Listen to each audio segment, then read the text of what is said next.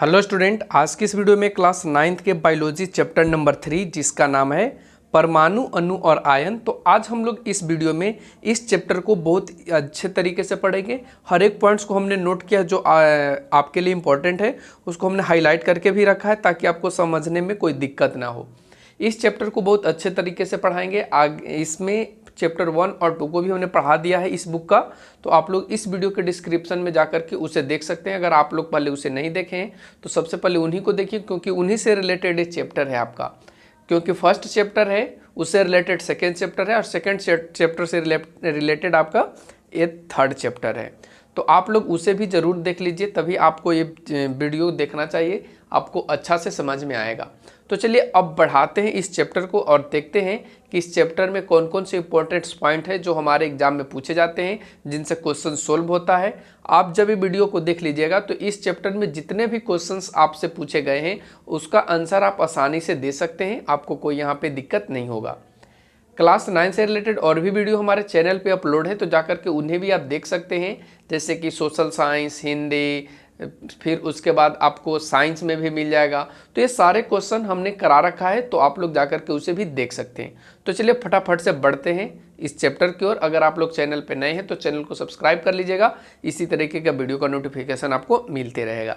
तो सबसे पहले इस चैप्टर का नाम से समझेंगे। देखिए फर्स्ट में यहाँ पे नाम कहता है परमाणु, अणु और आयन। तो हम लोग यहाँ पे परमाणु, जिसको एटम, मॉलिक्यूल और आयन के बारे में पढ़ेंगे यहाँ पे। तो सबसे पहले हम लोग जानेंगे कि आखिर ये परमाणु, अणु ये सब आया कहाँ से। तो देखिए सबसे पहले हमने हाईलाइट किया यहाँ पे कि भारतीय दार्शनिक कनाद, जो 600 ईस्वी की बात है, उनके मत के अनुसार क्या होता है, जो सबसे अत्यंत सूक्ष्म, सूक्ष्म का मतलब होता है बहुत छोटा, शाश्वत और अगोचर कण से बने होते हैं, उन्हीं को हम लोग क्या कहते हैं, परमाणु कहते हैं। क्या कहते हैं, परमाणु कहते हैं। ये कौन बता रहे हैं, तो ये भारतीय जो दार्शनिक है कनाद, वो कहते हैं कि जो सबसे सूक्ष्म है, जो सबसे शाश्वत है और जो अगोचर है, जिसको आप देख नहीं सकते हो, तो उन्हीं को हम लोग क्या कहते हैं, परमाणु कहते हैं। ठीक है, लेकिन इन्होंने परमाणु न करके परमाणुस का है, ध्यान रखेंगे इस चीज को। ठीक है, संस्कृत में परम का अर्थ अंतिम और अणु का अर्थ कण होता है, इसलिए ये क्या हुए, परमाणुस कहलाए। ठीक है, लेकिन एक और व्यक्ति हैं जिनका नाम है डेमोक्रिटस और एक है लूसिपस। इन्हीं के द्वारा, यानी जो भारतीय ऋषि जो कनाद थे, उन्हीं के द्वारा दिए हुए जो मत थे, उन्हीं से ये क्या थे, प्रभावित थे। और इन्होंने भी कहा कि अंतिम कणों को एटमोस कहा गया, जिसका अर्थ ग्रीक भाषा में अविभाज्य होता है। यानी परमाणु का मतलब यहाँ पे समझा जाए तो ये होता है कि परमाणु जो होता है वो सूक्ष्म कणों से बना होता है, वो अविभाज्य है, उसे आप विभाज्य नहीं कर सकते हैं, उसे आप तोड़ नहीं सकते हैं, छोटे छोटे कण में आप उसको नहीं तोड़ सकते। ठीक है, एक कहने का मतलब था भारतीय ऋषि कनाद और उनके साथ साथ जो डेमोक्रिटस थे और लूसिपस थे, इनका ये कहना था। ठीक है, तो आप लोग समझ पाए होंगे। अब आगे के पॉइंट्स में आइए, तो एक नए युग के वैज्ञानिक आते हैं या आधुनिक युग के वैज्ञानिक आते हैं, जिनका नाम आता है लभवाजे। इन्होंने क्या किया कि रासायनिक संयोग के संबंध में कई नियमों का प्रतिपादन किया, जो इन्हीं परमाणु, अणु और आयन से रिलेटेड थे। तो देखिए रासायनिक संयोग के नियम क्या है, सबसे पहले आइए हम इसको जानते हैं, रासायनिक संयोग के नियम को। तो देखिए कहता है यहाँ पे कि लभवाजे, प्राउस्ट और जॉन डाल्टन तथा कुछ अन्य वैज्ञानिक ऐसे थे जिन्होंने रासायनिक संयोग के नियम के बारे में या इनके नियमों को प्रतिपादन किया है। ठीक है, अब क्या होता है रासायनिक संयोग का नियम, सबसे पहले ये हम लोग जान लेते हैं। तो देखिए तत्वों के संयोग से यौगिकों के बनने की जो प्रक्रिया होती है, कुछ निश्चित नियमों के अनुसार होती है, उन्हीं को हम लोग रासायनिक संयोग के नियम कहते हैं। तो आप समझ पाए होंगे कि रासायनिक संयोग के नियम क्या है। रासायनिक संयोग के नियम वह है जिसमें तत्वों के संयोग से यौगिकों को बनाने की प्रक्रिया कुछ निश्चित नियमों के अनुसार होती है, उन्हीं को हम लोग रासायनिक संयोग के नियम कहते हैं। यहाँ पे निश्चित कुछ नियम होगा, जिनमें फर्स्ट नियम आता है पदार्थ की अनवरसता का नियम। पदार्थ की अनवरसता का नियम, तो आइए पहले जानते हैं पदार्थ की अनवरसता का नियम क्या होता है। अनवरसता का नियम, ठीक है, तो इसका जो प्रतिपादन किया था सबसे पहले वो 1774 में किया गया था और ये लभवाजे के द्वारा किया गया था। इन्होंने बताया कि जो रासायनिक अभिक्रिया होगा उनके फलस्वरूप जो भी पदार्थ का निर्माण होगा उनका कुल द्रव्यमान अपरिवर्तित रहेगा, यानी कहने का मतलब उसका जो भार होगा वो उसमें कोई कमी या कोई बढ़ोतरी नहीं होगा। ये कहे कौन? लव्वाजे ने। लव्वाजे कहें कि जो भी रासायनिक अभिक्रिया के फलस्वरूप पदार्थ बनेगा या पदार्थों का निर्माण होगा उनके द्रव्यमान में कोई डिफरेंस नहीं होगा, कोई अंतर नहीं होगा। जैसा कि आप यहाँ पे देख पा रहे होंगे कि ए और बी कोई पदार्थ है जिनमें क्या हो रहा है? अभिक्रिया हो रहा है। तो अभिक्रिया होने के बाद जो इधर का आ रहा है C+D, ये इसका भार उतना ही होगा जितना कि A+B का भार है। आप समझ पाए होंगे कि A+B का जितना भार होगा उतना ही C+D का भार होगा। ये कौन बताए? तो ये लव्वाजे महोदय ने बताए थे। कब? जब पदार्थ की अनुवर्तता का नियम जब इन्होंने दिया तो ये चीज़ को यहाँ पे इन्होंने डिफाइन किया था।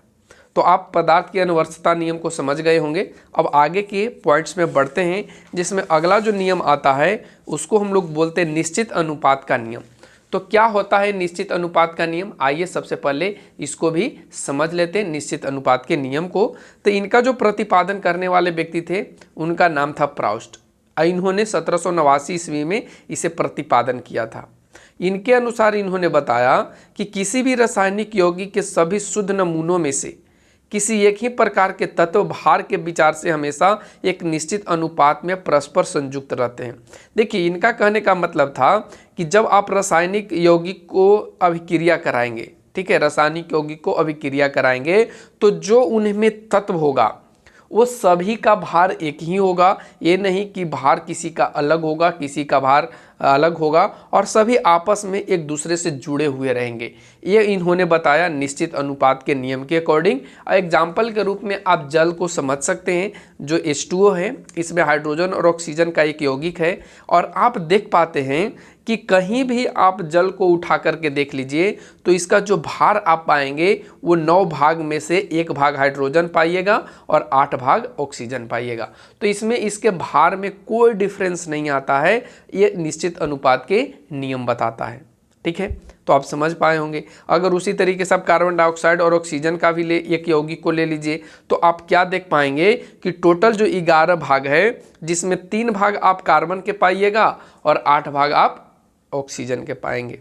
तो इन्होंने बताया निश्चित अनुपात के नियम के द्वारा, और वो बताने वाले कौन थे? प्राउस्ट महोदय थे। तो आप इन चीज़ों को भी समझ पाए होंगे। चलिए अब आगे की पॉइंट्स को देखते हैं। तो देखिए, सबसे पहले 1801 ईस्वी में एक और वैज्ञानिक का नाम आता है जिनका नाम है डाल्टन महोदय। ठीक है, तो सर्वप्रथम 1801 ईस्वी में डाल्टन ने परमाणु की संरचना संबंधी एक नियम का प्रतिपादन किया जिसका नाम दिया गया डाल्टन का परमाणु सिद्धांत। ध्यान रखेंगे, सबसे पहले परमाणुओं की संरचना संबंधी एक नियम की खोज की गई और उसका खोज करने वाले व्यक्ति का नाम था डाल्टन, और डाल्टन महोदय ने अपने ही नाम पर दिया डाल्टन का परमाणु सिद्धांत। और इस सिद्धांत में इन्होंने क्या किया कि पदार्थ की इस सिद्धांत की सहायता से इन्होंने पदार्थ की जो अनुवर्तता का नियम था और निश्चित अनुपात के नियम था, इन दोनों को स्पष्ट कर दिया, इन दोनों से स्पष्ट व्याख्या कर दिया। कौन? डाल्टन महोदय ने। तो आइए अब जानते हैं कि डाल्टन महोदय ने क्या क्या ऐसी मान्यता मानी थी जो पदार्थ के अनुवर्तता और संरचना नियम में संबंधित था। ठीक है, तो चलिए सबसे पहले अब हम लोग देख लेते हैं। ठीक है, तो चलिए यहाँ पे देखिए, कहता है डाल्टन के परमाणु सिद्धांत की मान्यताएं। तो फर्स्ट में इन्होंने कहा कि जो सभी पदार्थ रहेंगे वो अत्यंत सूक्ष्म कणों के बने रहेंगे, यानी इस छोटे छोटे कणों से मिलकर के बने रहेंगे जिन्हें परमाणु के नाम से जाना जाएगा, जिन्हें एटम कहा जाएगा। ठीक है, और ये जो एटम होंगे, ये जो परमाणु होंगे, उसको कभी भी तोड़ा नहीं जा सकेगा, उसे तोड़ने की प्रयास भी नहीं किया जा सकता है, ये डाल्टन महोदय ने कहा। सेकंड में इन्होंने कहा कि किसी भी रासायनिक प्रक्रिया के द्वारा परमाणुओं का न तो निर्माण किया जाएगा और न ही नाश किया जाएगा, अर्थात जो परमाणु रहेंगे अनश्वर रहेंगे। कहने का मतलब यहाँ पे ये है कि जब आप रासायनिक प्रक्रिया कराएंगे परमाणुओं का, तो रासायनिक प्रक्रिया करेंगे तो उसमें आप परमाणु का न तो निर्माण कर सकते हैं और न ही आप उसको तोड़ सकते हैं या नहीं आप उसको नाश कर सकते हैं। ये इन्होंने कहा सेकंड नियम में। थर्ड नियम में इन्होंने क्या कहा कि किसी तत्व के सभी परमाणु समान होंगे, यानी कोई भी तत्व होगा उनका परमाणु जो होगा वो समान होगा। ये नहीं कि परमाणु अलग होगा, भिन्न भिन्न होगा, ऐसा नहीं होगा, वो सब इक्वल होगा, समान होगा। अर्थात किसी तत्व के सभी परमाणुओं के आकार जो होगा, द्रव्यमान होगा और रासायनिक गुण होगा, सभी एक जैसा होंगे। एक जैसा होने का मतलब सदृश होंगे, कोई में डिफरेंस नहीं देखा जाएगा। चौथा पॉइंट में इन्होंने कहा कि विभिन्न तत्वों के परमाणु विभिन्न आकार, द्रव्यमान, रासायनिक गुण वाले होते हैं। यानी विभिन्न तत्वों के जो परमाणु होंगे उनका आकार भी अलग अलग होगा, द्रव्यमान भी अलग अलग होगा और रासायनिक गुण भी होगा वो भी अलग अलग होगा। ये इन्होंने चौथा नियम में इन्होंने बताया। पांचवा नियम में इन्होंने कहा कि रासायनिक संयोग में दो या दो से अधिक तत्वों के परमाणु परस्पर संयोग करके यौगिक बनाएंगे। रासायनिक संयोग में दो या दो से अधिक तत्वों के परमाणु जब आपस में जुटेंगे तभी यौगिक का निर्माण होगा, अन्यथा यौगिक का निर्माण नहीं होगा। ये इनका मानना था। साथ में इन्होंने ये भी 6 नंबर पॉइंट में कहा, देखिए ये सारे नंबर जो थे यहाँ पे 1 से लेकर के 6 तक जो हमने आपको बताया, ये सारे आपके लिए इम्पोर्टेंट है, क्योंकि इनसे क्वेश्चन में पूछा जाता है कि डाल्टन के परमाणु सिद्धांत की मान्यताएं क्या थी, आप उसके बारे में बताएं। तो आप इन चीज़ों को ध्यान में रखेंगे तभी आप क्वेश्चन का आंसर लिख पाएंगे, अन्यथा आप क्वेश्चन का आंसर नहीं लिख पाएंगे, क्योंकि आपको याद ही नहीं रहेगा, आप पढ़े भी नहीं रहेंगे। तो इसलिए आप लोग इसको ज़रूर देखिए, आप इसको नोट भी करते रहिए अपने बुक से, या अगर आपके पास बुक नहीं है तो वीडियो पॉज करके इसको नोट जरूर कर लीजिए, ठीक है। फिर आगे के पॉइंट कहता है कि रासायनिक संयोग में विभिन्न तत्वों के जो परमाणु होंगे वो सरल सांख्यिकी अनुपात यानी 1:2, 1:1, 1:2, 2:3 आदि के संयोग से करते हैं। ये इन्होंने बताया कि जब रासायनिक संयोग होगा तो तत्वों के जो परमाणु रहेंगे वो इस रेशियो में, इस अनुपात में आपस में संयोग करेंगे, ठीक है। फिर उसके बाद 7 नंबर में कहता है कि एक ही तत्व के परमाणु एक से अधिक अनुपात में दूसरे तत्व के परमाणुओं के साथ एक से अधिक यौगिक बना सकते हैं। बहुत अच्छा पॉइंट है, इसको फिर से हम आपको समझाते हैं। ये 7 नंबर में इन्होंने कहा कि एक ही तत्व के परमाणु एक से अधिक अनुपात में दूसरे तत्वों के साथ, यानी ये परमाणु के तत्व है तो ये दूसरा से भी जा करके क्या कर सकता है, संयोग कर सकता है, और संयोग करने के बाद ये भी अलग यौगिक, एक से अधिक यौगिक बना सकता है। ऐसा इनका मानना था, ठीक है। तो आप इनके मान्यताओं को पढ़ लिए। अब यहाँ पे आप समझेंगे कि डाल्टन के परमाणु सिद्धांत के क्या क्या गुण रहा था। तो आइए अब गुण को भी हम लोग जानते हैं, ठीक है। तो देखिए गुण में इन्होंने क्या कहा कि इस सिद्धांत की सहायता से रासायनिक संयोग के नियम की व्याख्या कर सकते हैं। ये इनका गुण था डाल्टन के परमाणु सिद्धांत का। सेकंड में इन्होंने कहा कि सर्वप्रथम डाल्टन ने ही तत्व के अंतिम कण यानी परमाणु और यौगिक के अंतिम कण यौगिक परमाणु में विभेद किया, यानी इन दोनों में डिफरेंस बताया कि परमाणु और यौगिक परमाणु में क्या अंतर है, ठीक है। यौगिक का अंतिम कण आगे चल करके अणु कहलाता है। ये कौन, किनके द्वारा, तो ये डाल्टन महोदय के द्वारा जो इन्होंने यौगिक के कण बताए वो आगे चल करके क्या निर्माण करता है या किस चीज़ बनता है, तो उसका नाम होता है अणु, जिसको बोलते हैं एटम, सॉरी एटम नहीं, मॉलिक्यूल, ठीक है। अणु आगे चल के बनते हैं। थर्ड पॉइंट में इन्होंने कहा कि इस सिद्धांत की सहायता से रसायन शास्त्र को विकसित करने में काफ़ी सहूलियत होगी। तो ये इनके 3 मुख्य गुण थे जो हमने आपको यहाँ पे समझाया। अब चलिए इनके मुख्य दोष को पढ़ते हैं कि डाल्टन परमाणु ने जब सिद्धांत दिया तो इनमें इन्होंने क्या क्या गलत किया, क्या क्या गलत नहीं किया।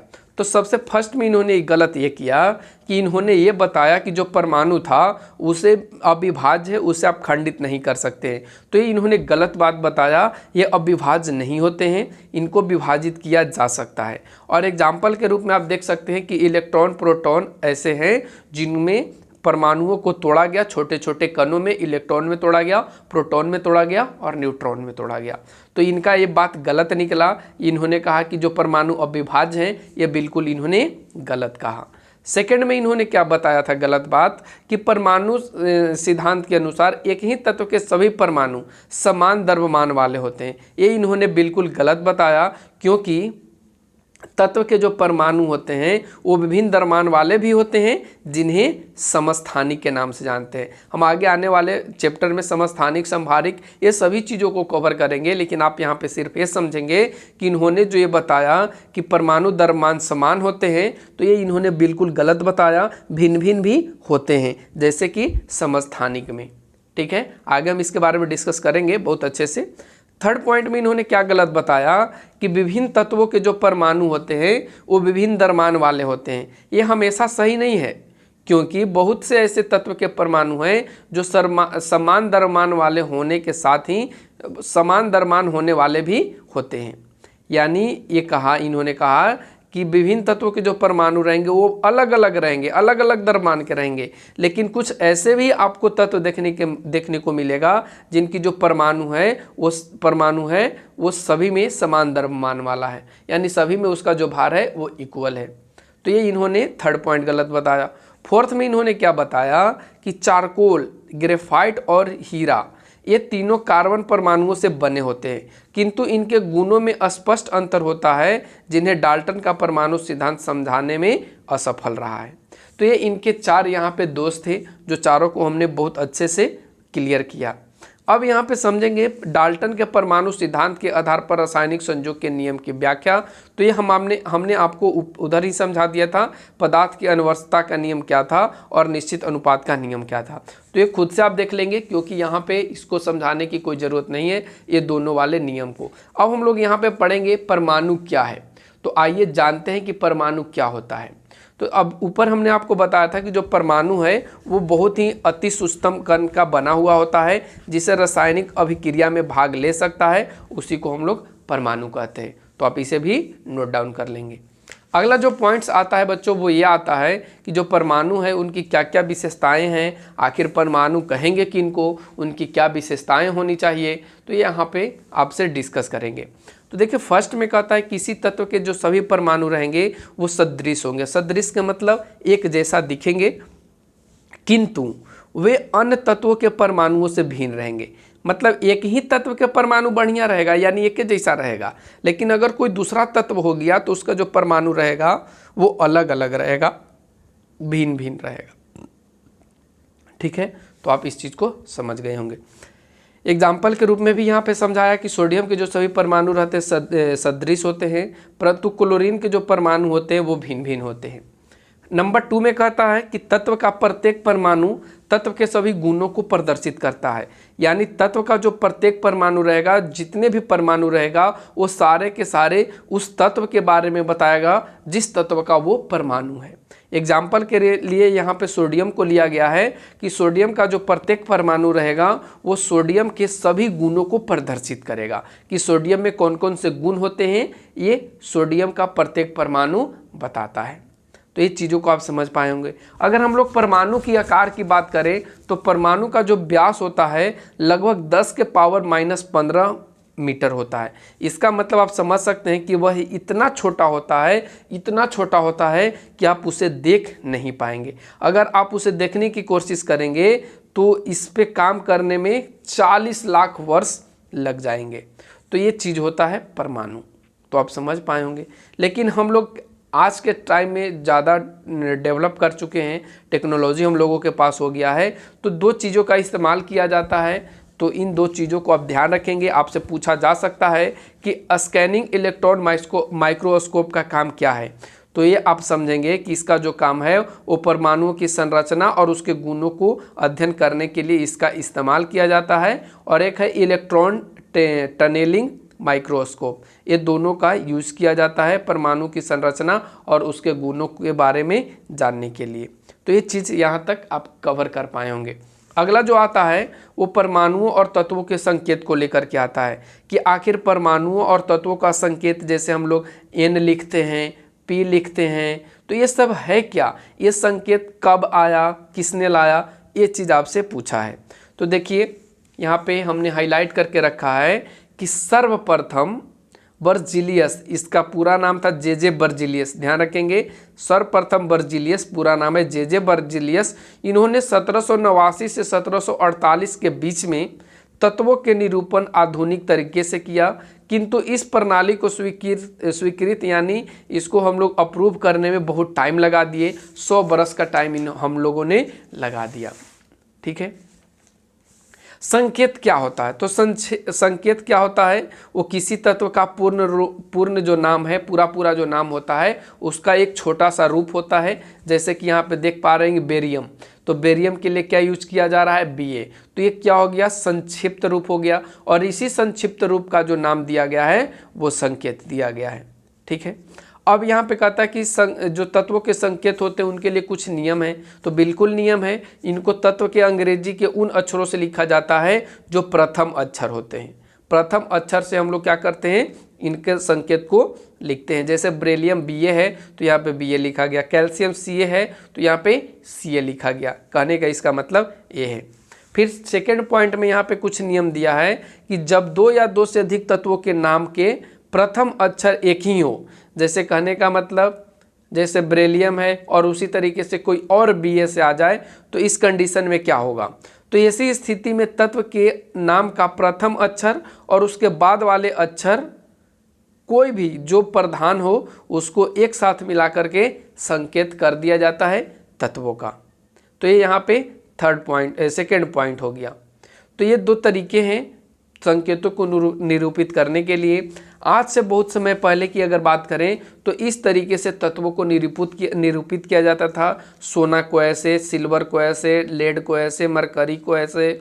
ठीक है, लेकिन डाल्टन महोदय ने क्या किया था? सोना को G से कर दिया, सिल्वर को S से कर दिया, और लेड को S से कर दिया, मरकरी को ऐसा फिगर इन्होंने बना दिया, फॉस्फोरस को इन्होंने ऐसा बना दिया, सल्फर को ऐसा। तो ये डाल्टन महोदय ने किया था और ये AK मिलिटस के द्वारा किया गया था। तो ध्यान रखेंगे ये दोनों चीज़ों को। अगर आपसे फिगर देकर पूछ लिया जाए तो आप लोग ध्यान रखेंगे, आप कन्फ्यूजन यहाँ पे मत कीजिएगा। ठीक है, अब आगे के बढ़ते हैं आगे के बारे में। अगला जो कहता है वो ये कहता है कि तत्व का संकेत का क्या महत्व है? संकेत का क्या महत्व है? आखिर हम लोग संकेत क्यों यूज करते हैं? तो देखिए, सबसे फर्स्ट में लिखता है कि यह किसी विशेष तत्व का निरूपण करता है। सबसे फर्स्ट पॉइंट क्या है? तो ये किसी विशेष तत्व के बारे में जानकारी देता है, निरूपित करता है। और सेकेंड पॉइंट में ये कहता है कि यह तत्व के एक परमाणु को व्यक्त करता है। तत्व के एक परमाणु कहने का मतलब क्या है? तत्व का अगर 32 परमाणु है, 10 परमाणु है, 8 परमाणु है, तो उसके एक परमाणु को ये संकेत व्यक्त करता है। ठीक है, उसके बाद कहता है कि यह जो तत्व ये जो काम करता है, यह तत्व के एक परमाणु का प्रतिनिधित्व करता है और इसे संकेत में लिखता है। जैसे H का मतलब क्या है? हाइड्रोजन। ठीक है, H का मतलब अगर H लिख दिया गया तो H का मतलब क्या हो जाएगा? हाइड्रोजन होगा। हाइड्रोजन क्या है? तो एक परमाणु है। अगर इसकी भार की बात करें तो 1.08 ग्राम होता है। तो ये यहाँ पे संकेत का महत्व होता है। इस तरीके से संकेत का यूज भी किया जाता है। अब आइए हम लोग समझते हैं अणु के बारे में, कंसेप्ट ऑफ मॉलिक्यूल। तो आपने पढ़ा कि जो डाल्टन महोदय थे इन्होंने परमाणु के बारे में बताया। ठीक है, और परमाणु के जो यौगिक के जो सूक्ष्म कण होते हैं उन्हीं को परमाणु कहा गया। किंतु इटली के वैज्ञानिक एवोगाडो ने यौगिक के सूक्ष्म कण का नाम अणु दिया। यौगिक के सूक्ष्म कण का नाम क्या दिया इन्होंने? यौगिक अणु दिया। लेकिन डाल्टन महोदय ने क्या किया था कि यौगिक के जो कण थे उनका नाम इन्होंने परमाणु दिया था। तो एक गलत यहाँ पे निकलता है। डाल्टन के द्वारा दिए गए जो कथन थे या जो मान्यता था वो यहाँ पे गलत निकलता है। अब आइए हम लोग समझते हैं कि अणु कहते किसे हैं और ये बनता कैसे है।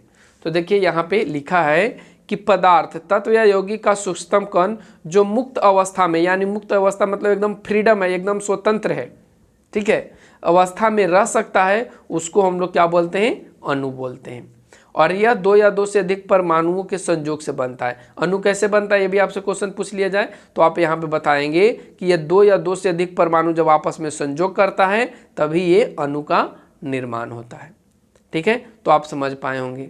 अब यहाँ पे कहता है कि अणु में उपस्थित परमाणु एक प्रकार के मजबूत आकर्षण बल के द्वारा आपस में जुड़े रहते हैं और इसको हम लोग बोलते हैं रासायनिक बंधन। यह पूछा जा सकता है कि रासायनिक बंधन किसे कहते हैं, तो आप बताएंगे कि अणु में जितने भी उपस्थित परमाणु रहते हैं उनको एक साथ मजबूत करके बांधने में जो आकर्षण बल यूज किया जाता है या जो आकर्षण बल के द्वारा जुड़ा हुआ रहता है या बांधा जाता है उसी को रासायनिक बंधन के नाम से जानते हैं। आगे पढ़ेंगे एक बंधन, द्विबंधन, सिंगल बाउंड, डबल बाउंड, तो आगे हम लोग पढ़ेंगे इसी चैप्टर में, तो आप लोग थोड़ा सा पेशेंस रखिए। अब अणु की विशेषता को जान लेते हैं कि अणु की आखिर विशेषता क्या होती है। जैसे हमने परमाणु के बारे में जाना था, ठीक उसी तरीके से अणु के बारे में भी जानते हैं। तो अणु क्या होता है, ये किसी विशेष पदार्थ के सभी अणु जो होते हैं वो एक जैसा होंगे, सदृश होंगे, देखने में आपको कोई परेशानी नहीं होगा। आप उसको देखेंगे तो समझ पाएंगे कि ये सभी अणु हैं। जैसे एग्जाम्पल के रूप में जल के लिए यहाँ पे लिया गया है। विभिन्न पदार्थों के जो अणु होते हैं वो भिन्न भिन्न होते हैं, यानी भिन्न पदार्थ रहेगा तो भिन्न भिन्न अणु होगा, और अगर कोई एक ही है तो उसका जो अणु रहेगा वो एक ही जैसा होगा। ठीक है, किसी पदार्थ के अणुओं के गुण उस पदार्थ के गुणों का प्रतिनिधित्व करेगा। उधर ही हमने आपको बताया था कि जिस पदार्थ का अणु होगा वो उस पदार्थ के बारे में हर एक पॉइंट को, हर एक चीज़ को वो बताएगा। ठीक है, तो ये आप समझ पाए होंगे। अगला जो हम लोग पॉइंट पढ़ेंगे वो आप पढ़ेंगे परमाणुकता। परमाणुकता क्या होता है, जिसको हम लोग एटमॉसिटी बोलते हैं। तो आइए पढ़ते हैं एटमॉसिटी के बारे में। तो कहता है क्या परमाणुकता किसे कहते हैं, सबसे पहले ये जान लेते हैं। तो किसी पदार्थ में तत्व या यौगिक हो सकता है कि एक अणु में उपस्थित परमाणुओं की जो संख्या होती है उसको हम लोग क्या बोलते हैं, परमाणुकता बोलते हैं। जैसे अगर हम हाइड्रोजन की बात करें तो हाइड्रोजन में कितने परमाणु हैं, तो हाइड्रोजन में 2 परमाणु हैं, तो इसकी परमाणुकता क्या हो जाएगी, 2 हो जाएगी। अगर हम लोग जल की बात करें तो जल में कितने परमाणु हैं, तो देखिए 2 परमाणु हाइड्रोजन में है और 1 परमाणु ऑक्सीजन में है, टोटल कितने हो गए, 4। अब उसी तरीके से अगर अमोनिया में पूछ लिया जाए तो अमोनिया हाइड्रोजन में 3 है और नाइट्रोजन में 1 है, तो कुल टोटल परमाणुकता कितना हो गया, 4। तो इसी को हम लोग क्या बोलते हैं, परमाणुकता बोलते हैं, जो पदार्थ में परमाणुओं की संख्या होता है। ठीक है, अब विभिन्न प्रकार के अणु होते हैं, जैसे कि एक परमाणुक अणु, द्विपरमाणुक अणु, जिसको हम लोग मोनाटोमिक बोलते हैं, मोनाटोमिक मॉलिक्यूल्स। इसमें क्या होता है, तो इसमें एक ही परमाणु के जो अणु रहेंगे वो एक ही रहेंगे। जैसे नियॉन, आर्गन, हीलियम, इनमें क्या है, तो ये उत्कृष्ट गैस है, हीलियम, नियॉन और आर्गन, और इन गैसों में जो परमाणु हैं वो इन्हीं रूप में दिखाई पड़ते हैं और इन्हीं के कारण इन्हें एक परमाणु के नाम से जाना जाता है। तो ये चीज़ कोई ज़्यादा देखने वाली नहीं है, इससे क्वेश्चन नहीं पूछा जाएगा, लेकिन आपको सिंपल ध्यान रखना है। जैसे द्विपरमाणुक हो गया तो इसमें 2 परमाणुओं से बने जो अणु होंगे उसी को हम लोग द्विपरमाणु कहेंगे। जैसे कि नाइट्रोजन हो गया, ऑक्सीजन हो गया, हाइड्रोजन हो गया, तो इसको हम लोग क्या बोलेंगे, द्विपरमाणुक।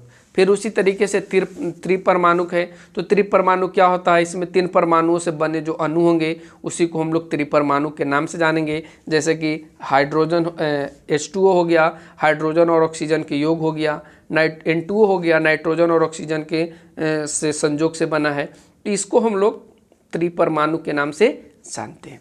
अगला जो आता है वो चतुष्परमाणुक अणु के नाम से आता है, जिसको हम लोग टेट्रोमिक बोलते हैं, टेट्रोमिक मॉलिक्यूल। तो आइए इसके बारे में जानते हैं। तो इसमें क्या होता है, इसमें 4 परमाणु के अणु मिलकर के बने होते हैं, इसी कारण इसका नाम चतुष्परमाणुक रखा गया है। बहुपरमाणु क्या होता है, इसमें 4 से अधिक परमाणुओं के जो अणु होते हैं वो मिल करके बनाते हैं और इन्हीं कारण से इनको बहुपरमाणु के नाम से जाना जाता है। अगला जो बहुत इंपॉर्टेंट पॉइंट आता है वो ये आता है कि परमाणु और अणु में डिफरेंस, अंतर क्या है, परमाणु और अणु में अंतर। तो सबसे पहले आप देख पा रहे होंगे, एक तरफ हमने परमाणु किया है, हमने नहीं, ये बुक में ही किया है, एक तरफ परमाणु और एक तरफ अणु।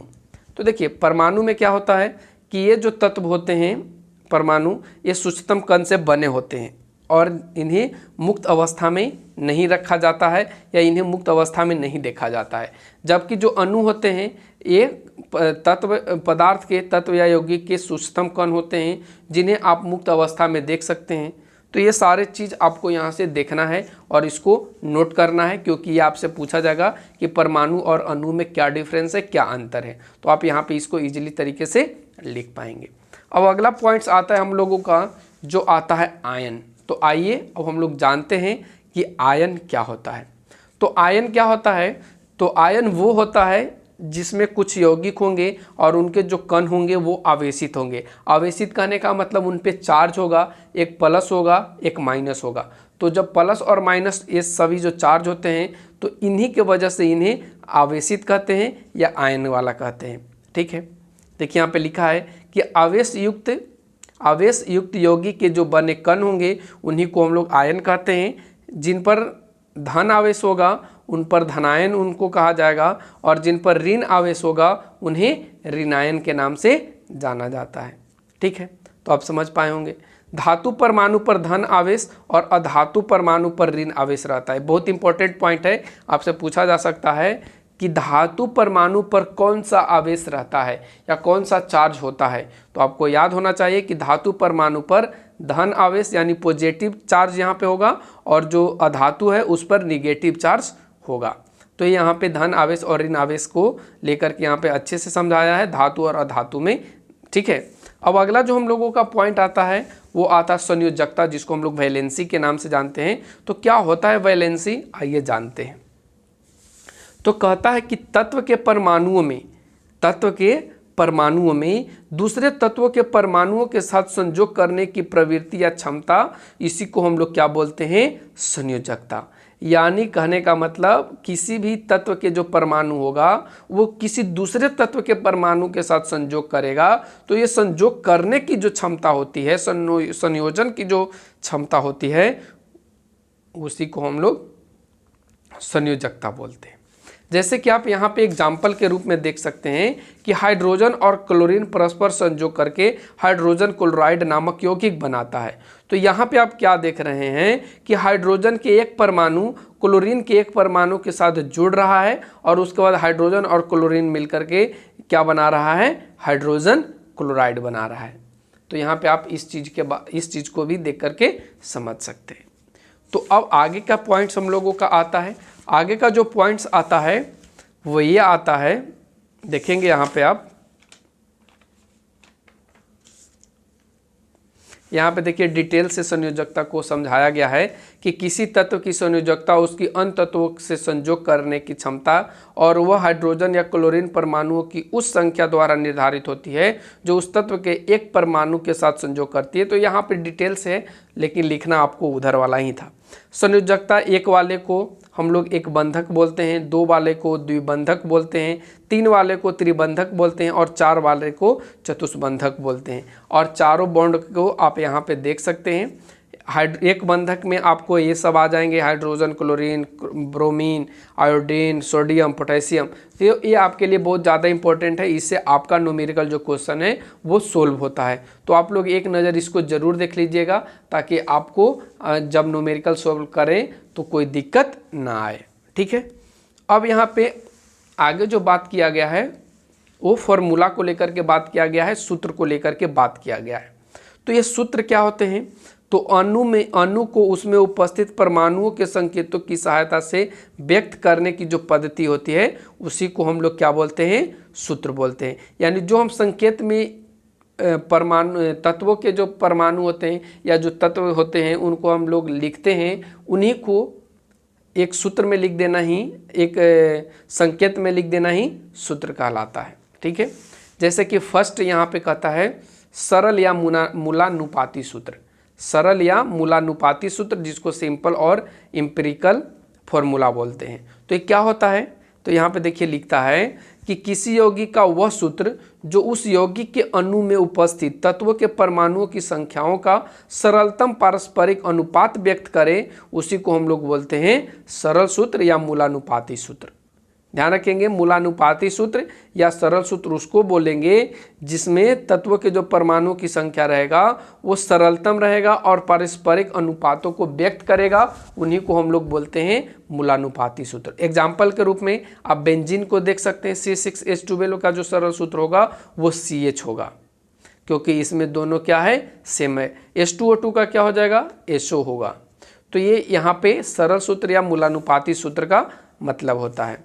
अब यहाँ पे एक अणुसूत्र या इसको रासायनिक सूत्र के नाम से जानते हैं। तो ये क्या होता है कि यह किसी रासायनिक यौगिक का वह सूत्र होता है जो उस यौगिक के एक अणु में उपस्थित तत्वों के परमाणु की वास्तविक संख्या को व्यक्त करता है। उसे हम लोग यौगिक का अणुसूत्र कहते हैं। जैसे यहाँ पे C6H12 है, तो इसे C और H के परमाणुओं की संख्या क्या क्या हो जाएगी, 1 का 6 होगा, 1 का 6, यानी दोनों संख्याओं का जो सरलतम अनुपात होगा, रेशियो होगा, वो 1:1 होगा। इसको C1H1 या CH लिख सकते हैं। ये कहता है अणुसूत्र।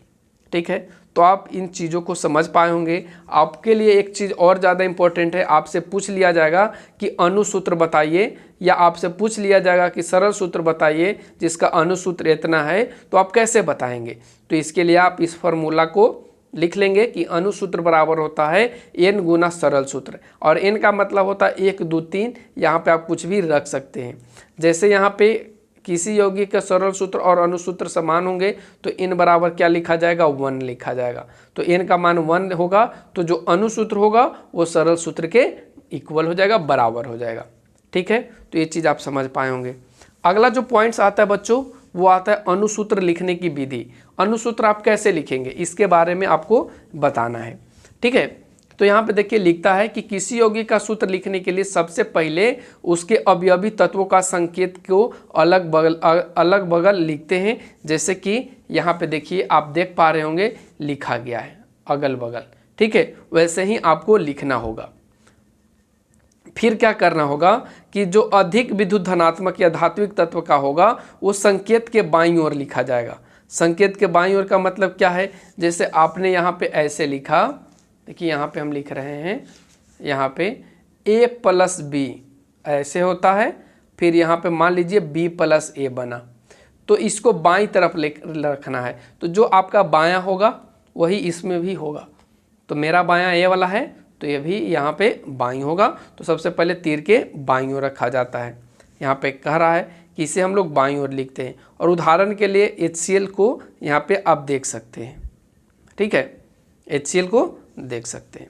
फिर उसके बाद कहता है कि यौगिक के अणु में उपस्थित अवयवी तत्वों में से प्रत्येक तत्व के परमाणु संख्या को उसके संकेत के नीचे अधोलिखित के रूप में लिखते हैं। जैसे कि कहने का मतलब H2 है, तो हम लोग 2 जो नीचे लिखते हैं, तो ऐसे ही लिखना होता है अणुसूत्र में। ये अणुसूत्र कहता है कि जो हाइड्रोजन की परमाणु संख्या है, या हाइड्रोजन का जो परमाणु भार, संख्या ही कहेंगे, भार नहीं, परमाणु संख्या है, उसको नीचे लिखना है, सबस्क्रिप्ट में नीचे लिखना है। ठीक है, और उसके बाद कहता है थर्ड में कि किसी मिश्रण में उपस्थित या रासायनिक अभिक्रिया में भाग लेने वाले जो अणुओं की संख्या होंगे उसको अणु के सूत्र के पहले अंक 2, 3, 4 दे करके व्यक्त करेंगे। जैसे कि 2H2O देखेंगे आप, जैसे कि 2H2O, 3CO2 आदि। ठीक है, अब हम लोग यहाँ पे संयोजकता के आधार पर सूत्र कैसे लिख सकते हैं। तो संयोजकता के आधार पे आप पहले क्या लिखेंगे, तत्व लिखेंगे, और तत्व लिखने के बाद यहाँ पे तत्व का नाम देंगे। देखिए यहाँ पे नाम दिया गया है A और B, तत्व का नाम दिया गया है A और B, जिसमें A का संयोजकता कितना है 2 और B का जो संयोजकता वो 3। तो इसमें क्या करेंगे, तिरछा तिरछी गुना कर देंगे, कैंची का गुना करेंगे। तो कैंची का गुना करने के बाद क्या हो जाएगा, A2B3। A को B से गुना करना है और B को 3 से गुना करना है, तो क्या बन जाएगा A2B3। इसका मतलब होता है कि यौगिक के अणु में संयोग करने वाले तत्वों के परमाणुओं की संख्या उन तत्वों की संयोजकताओं के विपरीत होती है। यानी अगर इसका 2 है तो इसका विपरीत 3 होगा, अगर इसका 3 है तो इसका विपरीत 2 होगा। ये कहने का इसका मतलब होता है। ठीक है, तो आप समझ पाए होंगे। जैसे कि यहाँ पे देखिए कहता है कि A और B जिनकी संयोजकता 3 और 2 है, यानी A की संयोजकता कितनी थी 3, तो यहाँ पे उसको विपरीत करके लिखना है 2। ठीक है, और B की संयोजकता कितनी थी 2, तो यहाँ पे क्या लिखना है 3, और उसके बाद कैंची का गुना कर देना है। तो आप इन चीज़ों को समझ पाए होंगे। उसके बाद एक और सूत्र आता है जिसको द्विअंगी यौगिक सूत्र के नाम से जानते हैं। तो ये क्या सूत्र होता है, तो इसमें 2 विभिन्न तत्वों के संयोग से बने यौगिक होते हैं और इनको हम लोग द्विअंगिक यौगिक सूत्र के नाम से जानते हैं। जैसे कि देखिए यहाँ पे तत्व दिए गए हैं, जिनमें ए और बी तत्व दिया गया है, जिनमें ए के लिए कितना दिया गया था 2 और बी के लिए दिया गया था 3, लेकिन यहाँ पे उलट करके लिखा गया है ए के लिए 3 और बी के लिए 3, कैंची का गुना किया गया तो ये 3b2, ये यहाँ पे आपको बताया गया है। फिर उसी तरीके से अगला जो पॉइंट्स आता है वो आता है मूलक, जिसको हम लोग रेडिकल्स बोलते हैं। तो मूलक क्या होता है, तो परमाणु या परमाणुओं का वह समूह होता है जिसकी एक संयोजकता होती है और जो रासायनिक अभिक्रियाओं के फलस्वरूप अपना स्वतंत्र अस्तित्व कायम रखता है और ये अपरिवर्तित रह जाता है, इन्हीं को मूलक कहा जाता है। ठीक है, और मूलक जैसे एग्जाम्पल के रूप में दिया है हाइड्रोजन ऑक्साइड, जिनमें Na सोडियम आयन और हाइड्रोक्साइड आयन OH- मूलक है। ठीक है, ये क्या है, मूलक है। तो ये अपना क्या करता है, अस्तित्व बनाए रखता है, अपना अस्तित्व को ये बर्बाद नहीं होने देता है। मूलक 2 प्रकार के होते हैं, एक धनात्मक मूलक होते हैं और एक आपका ऋणात्मक मूलक होते हैं। धनात्मक मूलक में क्या होते हैं, इनके जो मूलक होंगे वो धनात्मक होंगे, पॉजिटिव होंगे। ये धातु आयन, अमोनियम आयन जैसे कि NH4+ या हाइड्रोजन आयन NH+ आयन देगा, उसको हम लोग धनात्मक मूलक कहते हैं। और जो ऋणात्मक देगा जैसे Cl-, NO3-, OH-, तो ये सभी क्या होंगे, ऋणात्मक मूलक होंगे। कुछ यहाँ पे मूलक दिए गए हैं जो ऋणात्मक हैं और ये आपके लिए बहुत ज़्यादा इम्पोर्टेंट है। इनसे आपका ऑब्जेक्टिव के साथ साथ आपका न्यूमेरिकल जो है वो बन जाएगा। जैसे द्विबंधक में कितने रहेंगे 2, संयोजकता कितनी रहेगी 2, त्रिबंधक में कितने रहेंगे 3, जैसे कि फॉस्फेट है इसमें कितने बंधन है तो त्रिबंधन है। तो यहाँ पे आपको समझने के लिए दिया गया है। अगला जो हम लोगों का पॉइंट्स आता है वो सूत्र लिखने के लिए आता है। कुछ यौगिकों का सूत्र है जो कैसे हम लोग लिखेंगे। तो देखिए, धनात्मक मूलक भास्मिक मूलक और ऋणात्मक मूलक अम्ल मूलक भी कहलाते हैं। तो ये इंपॉर्टेंट है, ध्यान रखेंगे कि जो धनात्मक मूलक होते हैं उसको हम लोग भास्मिक मूलक बोलते हैं और जो ऋणात्मक मूलक होता है उसको हम लोग अम्लीय मूलक बोलते हैं। जैसे कि यहाँ पे सोडियम सल्फेट दिया है, तो सोडियम का Na होता है और SO4 होता है सल्फेट का। तो अब देख पा रहे होंगे कि SO4 यानी सल्फेट का कितनी संयोजकता है। तो देखिए यहाँ पे आप देख पा रहे होंगे कि सल्फेट का जो संयोजकता है, देखिए यहाँ पे सल्फेट का जो संयोजकता है वो कितना है 2।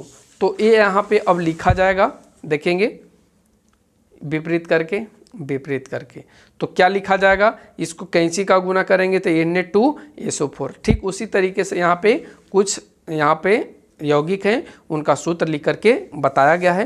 तो आप इन चीज़ों को अच्छे से अब समझ पाए होंगे। अगला जो हम लोग टॉपिक क्लियर करेंगे वो है रासायनिक समीकरण। तो आइए जानते हैं कि रासायनिक समीकरण क्या होता है। तो यहाँ पे देखिए कहता है किसी रासायनिक अभिक्रिया में भाग लेने वाले पदार्थों के संकेतों और सूत्रों का उपयोग करके अभिक्रिया का निरूपण किया जाना या संक्षिप्त रूप लिखा जाना रासायनिक समीकरण कहलाता है।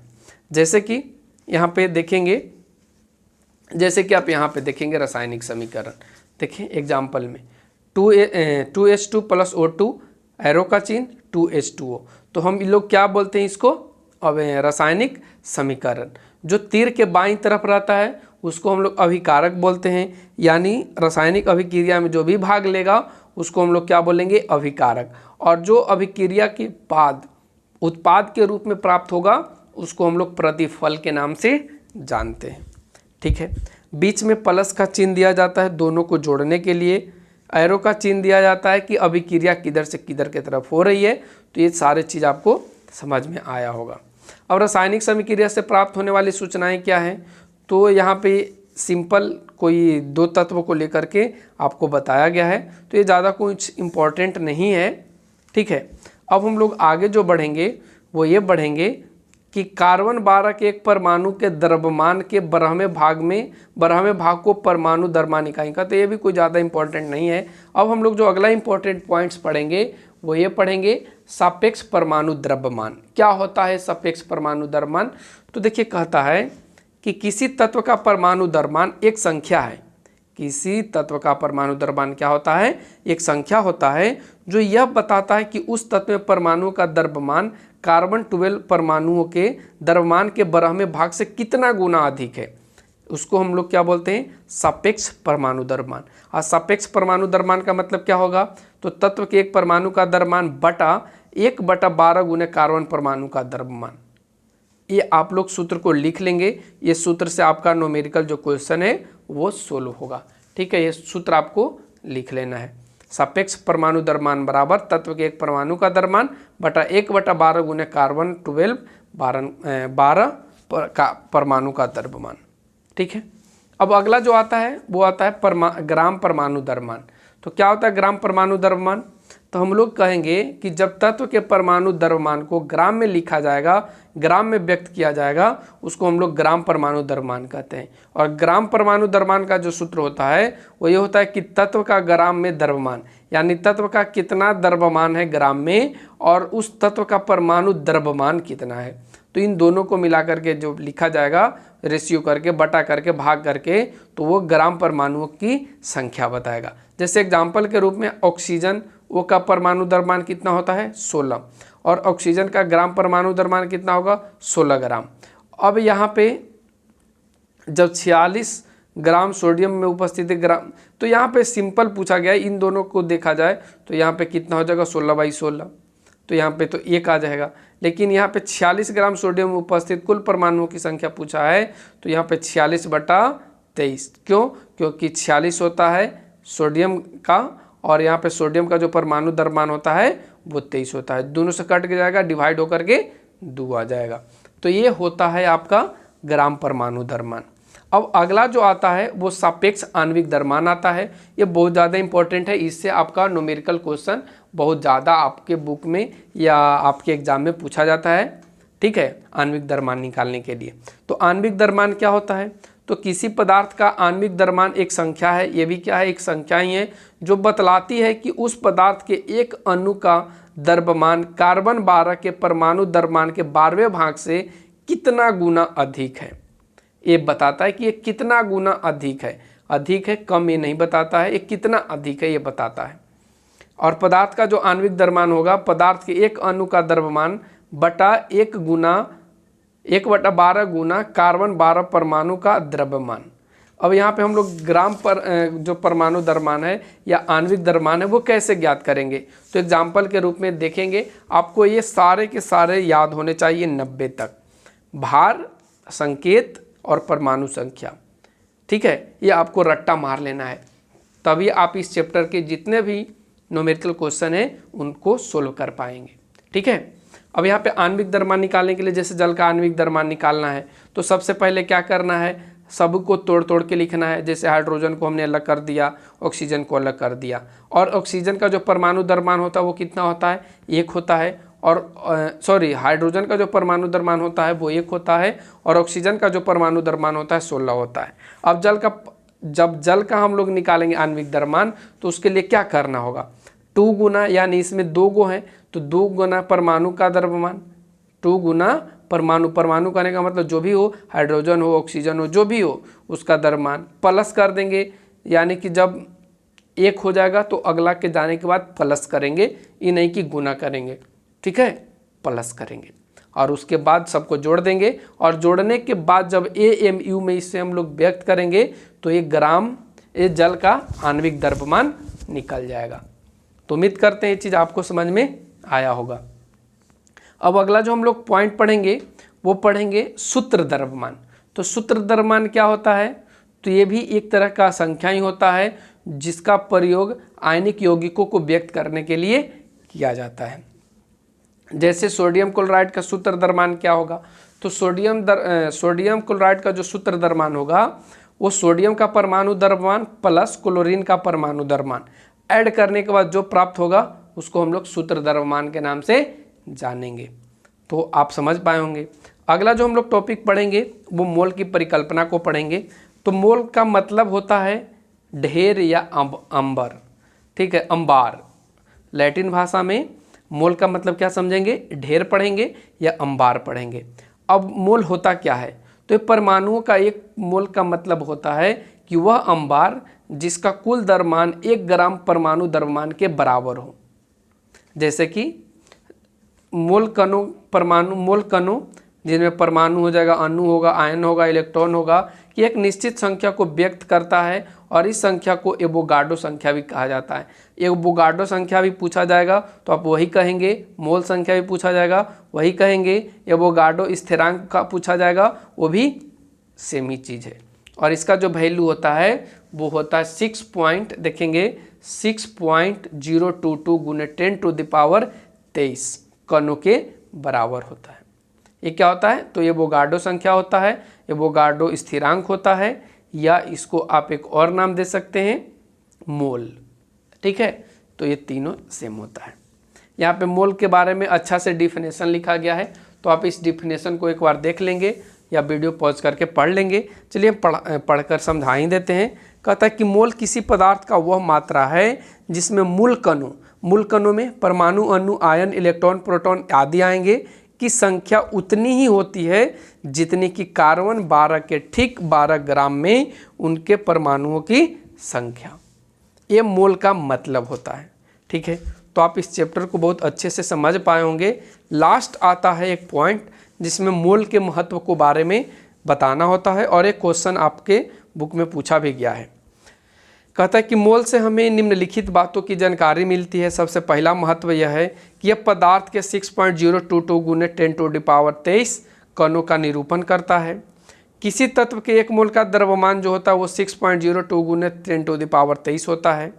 ठीक है, और पदार्थ का एक मोल उस तत्व के 1 ग्राम सूत्र द्रव्यमान को व्यक्त करता है। तो ये मोल का महत्व है।